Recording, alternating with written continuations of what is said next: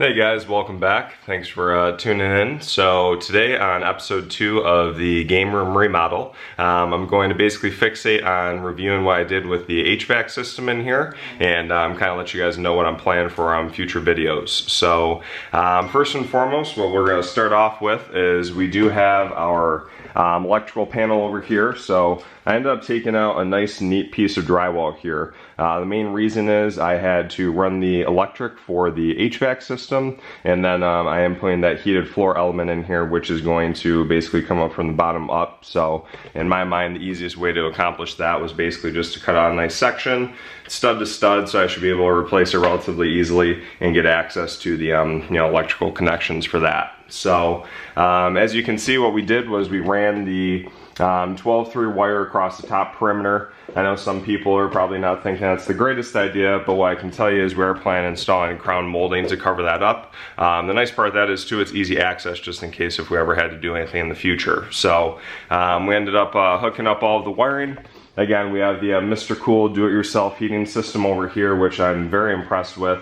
So far it's been working flawlessly. You got AC, you got heat, it's an 18,000 BTU system, and you can control that from a remote control or from a Wi-Fi controlled app from your smartphone. So it's got some really nice options there.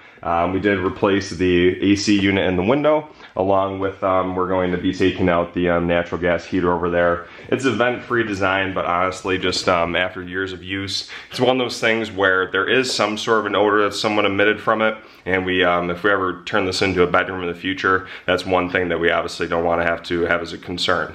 So what I'm going to show you here is in the back of the unit. We have this condensation pump that we hooked up. So basically the drain line for the AC unit is going right into the condensation pump, and then basically there's an up pump which is going all the way across to basically get all of the moisture and humidity out of the air. So it's one of those things where I wanted to do that. Unfortunately, just where the hole was for the actual connections for the unit, obviously you have to have somewhat of a pitch.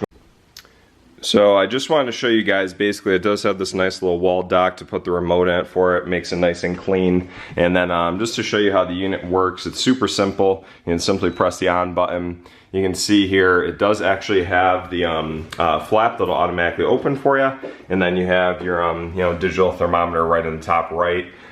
Super quiet, works great. The simple press of a button, you can adjust the temperature, obviously adjust it to whatever degree setting you'd like. And then the cool part is you can change the fan speed, you can set it to an auto climate control, you can do cool, heat, fan, or dry, which I guess is almost acting like a dehumidifier, which is a pretty cool feature too. So great option, a lot of different retailers carry it. The best part about this one in my mind is it does come with the pre-charged refrigeration lines, so that way you do not need to have like a actual HVAC technician come out or anything like that. What we ended up doing was we ran the line. It comes with a 25-foot pre-charged line, and we basically just went over the soffit, and then that pops out in the back, which I'll show you is right over here. So in the back here, this is the other section of the unit, which is obviously going to control most of the cooling settings for the AC side of things. What we ended up doing was we have our AC disconnect box, which I mounted there. It has a 60 amp fuse, and then basically just ran it neatly and plugged in for the power source over here. The nice part is it's, for the most part, all plug and play connections. You have to have a couple spade connectors, but that's pretty much it as far as that goes. And then down here, you basically can just tie in those lines. You simply just, basically have almost kind of like a set screw that you undo, and that basically charges the system at that point. Like I said, we got the condensation line back there as well. Again, we have to tidy this up a little bit. I do have a cover that'll kind of shroud it, keep it concealed, protected from the elements, and obviously looking that much better. So as far as that goes, it is a really nice system, and so far it's been working great. So that's where we're at. So just a little disclaimer, I mean, obviously everything that I'm showing in these videos, I'm not a licensed contractor, HVAC technician, electrician, anything like that. I'm just going over basically a do-it-yourself experience on how I completed the project, and any tips or recommendations that I have when I did the actual install myself. Like I said, this entire room's been a labor of love. I started this out when I was 21 years old. It's one of those things that I didn't have a ton of experience with it, but from where it came to now, I think it's a huge transformation. I'm pleasantly surprised with the results. The one big thing is obviously the drywall finishing. Hats off to you guys, whoever does that for a living. That is truly an art. It takes a lot of time and patience and practice. So obviously when we did this room, we're in a bit of a rush. We tried to get it done as quickly as possible and do a halfway decent job. The drywall finishing, especially in the corner bead and the ceiling, is definitely not perfect. So the one good news is when I installed this 3.5-inch crown molding, this is going to definitely hide some of those imperfections, as well as concealing the wiring up there for the AC unit. So just to give you guys a little glimpse of what that's going to look like. Let me see if this ends up showing up okay over here.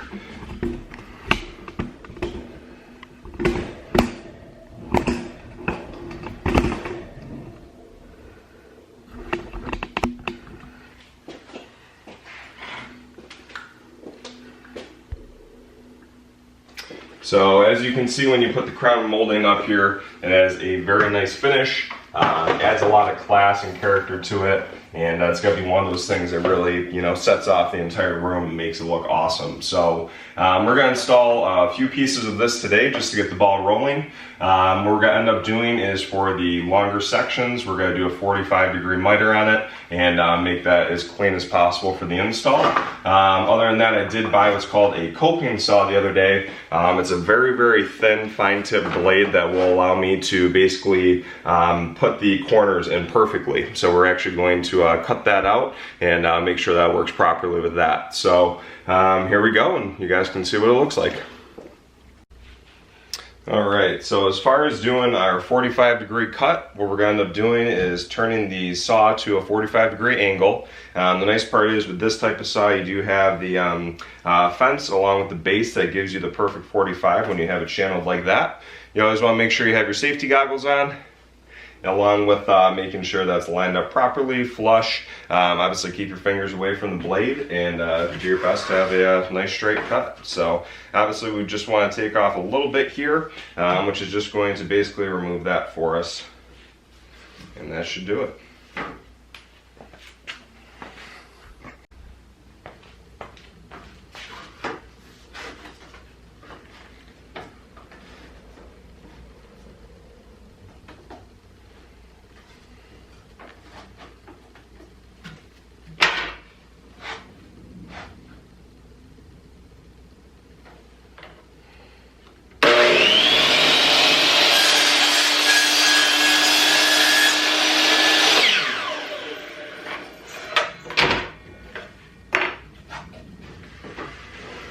And as you can see here, you have a nice clean cut. So the type of crown molding I'm using is actually, it's almost like a styrofoam based, significantly cheaper than the typical wood. So the nice part of this is you're barely going to tell a difference, and it's one of those things where this is about a third of the cost. So significantly different there. So here we go. Let's see how it looks up top. Alright guys, so here we are. So I have the piece of crown molding cut. What we're going to end up doing is a few of the staples that I installed up top to hold the wiring in already were attached to studs. So the good news is, when you put a piece of crown molding up, it does obviously have a lot of gravity facing against it. So that's something where you're going to want to definitely nail into the studs to obviously secure it the best way possible. What we're going to end up using today for a tool, this is a cordless DeWalt basically nailer. So the cool part with this is it's a 16 gauge nailer. It's a little thicker nail than I would really need for this. If I had like a pin nailer or something like that, it'd be perfect. Or maybe like an 18 gauge. Obviously I'm not going to go out and spend a lot more money when this is still accomplish it. The main difference really is it's just going to have a slightly larger hole, which we can obviously fill with caulk in the future. So we're going to get this installed up here in a couple spots, make sure it's level. We're going to have our handy dandy level with us, and other than that, make sure it's in good shape. So here's where we're at. One thing I'm going to do too is I'm going to fill that hole up top just with probably like some sort of like steel wool or something along that type, just to basically keep any mice out. Obviously I don't want a little critter running behind the crown molding. That would obviously not be best case scenario. So we'll take care of that and get to work on installing the crown molding.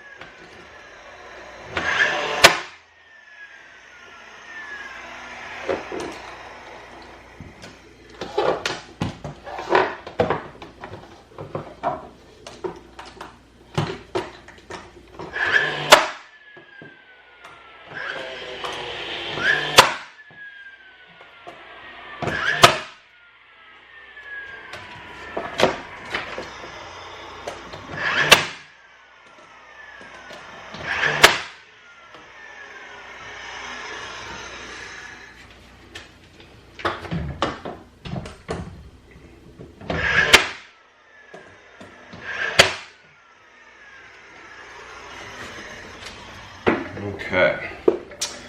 So as you can see here, this does work very nicely. Obviously it's looking great so far. The nice part is if there is any variation between the board with the wall or the ceiling, we are going to be running a bead of caulk at the bottom of that just to tie it all in when we're done. So as you can see, it's a pretty nice flush finish for the most part. And then obviously we're going to take our additional piece, cut that to length, fit that in, and then that'll work out perfectly. So far, gotta say I'm really pleased with the results, and you know, looking good so far. And I did check to make sure we were level at first, so put this up here. So it's pretty damn good, right in the middle. Can't beat it. So, all right guys, we'll keep moving on and see how this whole side looks all finished up. Alright guys, so the great news here, what I ended up doing was I cut the other miter on this side, so this will evenly match up with the 45 in the center there. What we're going to do also down here was, since we have the wire there, it is kind of protruding out a touch, so what I ended up doing was, on this piece, I ended up notching out a little bit there, just so the wire will accommodate that. And then since the wall, again, the mudding that we initially did years ago was kind of thick on the corners, I did have to kind of bevel off almost like a 45-degree angle off the back of the molding. That way it'll give us enough room so we can have that flush against the wall and make sure we have a perfect connection in the center here. So what we're going to end up doing is you know, putting this piece up and see how everything looks.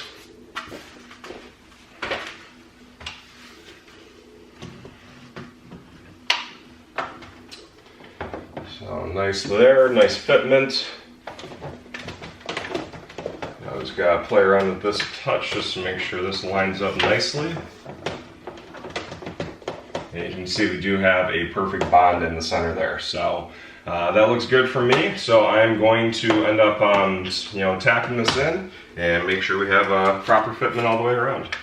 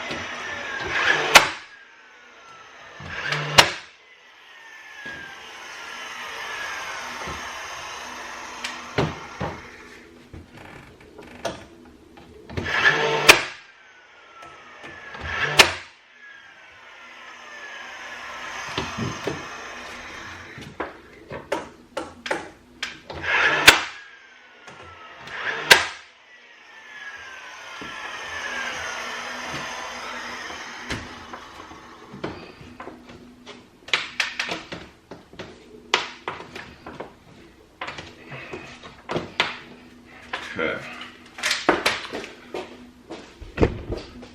So overall, I am pretty happy with that. You know, we got a nice even fitment. It's level the entire way across, and you know, as you can see, I mean, it does a beautiful job to dress up the room, conceal the wire. You know, we put some caulk on the top and bottom, and then in the obviously little nail holes in that center section. I mean, you can't even tell, so it's going to look perfect. So very, very pleased with that.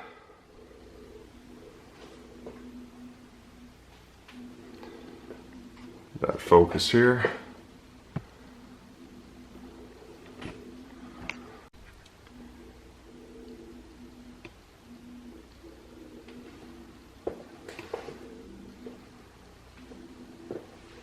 Beautiful. I'll just show you what we did over there in the corner. So nice fitment. Very, very happy with it, and man, does that make the room look a lot more elegant, finished. You can see just a standard wall. And obviously that, it's just like, wow, that makes a huge transformation. So as far as that goes, guys, that's basically going to wrap up this video. Just wanted to say thank you again for watching. So basically what we got going on, next week's episode, I'm hopefully going to basically take everything out of the room, have a clean canvas to work on basically getting a nice perfect surface here, pull the floor up, get the trim off. Have nothing in here for the most part, and then we can start putting down our underlayment along with the electrical flooring, so the heated floors I should say. So make sure you hit that subscribe, like button down below. I hope you enjoyed today's content, and we'll see you next week. Thank you.